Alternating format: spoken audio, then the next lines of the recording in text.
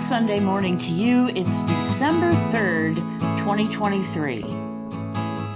While you guys have been waiting for me to upload the DIY crate storage video I promised you a month ago, I also promised you I've not been idle. I've been doing other things and giving my eyes a rest from editing and that kind of thing. One of the things I did besides read a lot of books is create a junk journal for myself. And this is a work in progress, but I wanted to show you, how far I got. Simple wool string closure. That wool is actually carpet wool from way back when I used to weave, and I had a little bit extra, so I incorporated it. I made a button closure with a pretty high standoff so that if I decide I want an elastic closure instead, I can do that, or I can just keep the string closure. We'll see. We'll see what happens. This is designed for myself. It's a little wonky and has a couple of weird elements besides that standoff closure, and we'll get to them in a minute. I started with a denim spine like the little journal I made back in Junk Journal July, and then the rest of the cover is two-tone handmade paper. They're wrap around so that the back and the front are the same. I love the feel of handmade paper as a journal cover. It feels like suede, and I might very well wax it and see how I like that. Now, I'm doing voiceover, so you're going to see a lot of flailing of hands. The printer ink that I used is not watertight. In other words, glue will make the ink run. That's my bad. I bought cheap ink. I won't do that again. I have a Midori cord binding, and this is a floating Midori cord.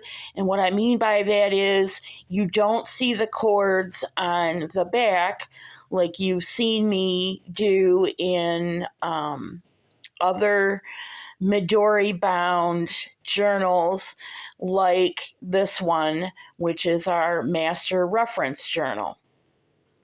Or no, actually that's the Find Me junk journal. Anyway, there is a simple folio in the front that's constructed loose so that all the pages are in there. I think there's like maybe 6 or 8 pages, and then folded, it gives me 4 times that in leaves. And they're all pages that are color samples. So if I take this with me to buy materials somewhere, I have samples of paper that I use often, including a grid piece of paper that has lines on the back and grid on the front should I want to draw something out and then write something about a project piece on the back of those grid papers. And that's just one folio. It's not sewn in like you've seen, and I have the ability to slip more pages in or take them out as the project requires. I did that on purpose because I wanted something where I could hot swap my pages depending on what projects, except for the back cover of that. And then I have an accordion fold tuck spot there for samples or what have you. And then the back is, again, that handmade paper, and I have 3 extra cords that I can slip things into temporarily, or I can make new sections if I feel like I need them. Just depends on how this workflow goes. And you can see that that is book page backed with my handmade paper in that beautiful blue that we used to dye handmade paper from soap dye. And then if you open it up, there's just a pocket, a stacked pocket element, and an extra section of those pages already stacked together for the Midori loose binder. And then this back section has this weird kind of flap. Originally, it was only supposed to be a book that opened up this way. But then for whatever reason, I added this flap, and I thought maybe I could use it as a closure. I decided not to. So I added another flap with another space to add 3 more Midori cords if I want to.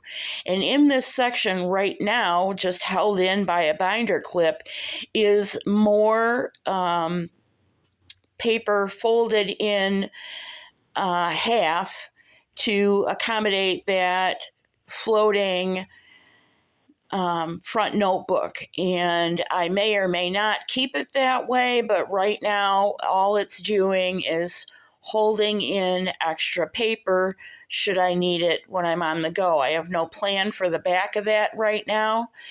We'll see in the future. Maybe I'll put something back there like, I don't know, some other kinds of storage, maybe some envelopes.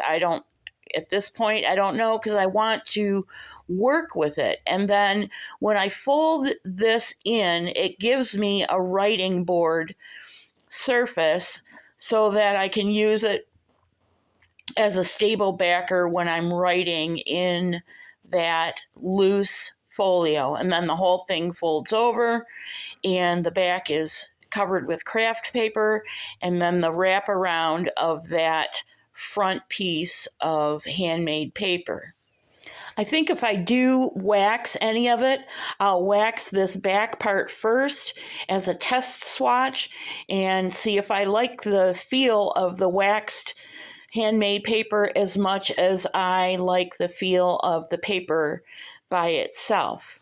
I saw a pretty cool money clip type pen holder that I may add to this as well.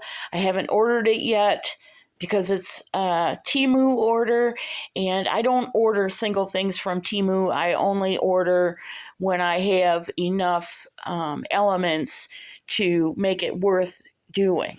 And right now, when I went and looked at Temu, there wasn't a lot there that I really wanted. One of the things I'm waiting for the price to come down again is those thick gray felt pads for my handmade paper drying rack, which is an upcoming project, but I'm not going to pay twice what I paid for the ones I currently have, and so I'll just wait. It may surprise you to know that I've never made a junk journal for myself.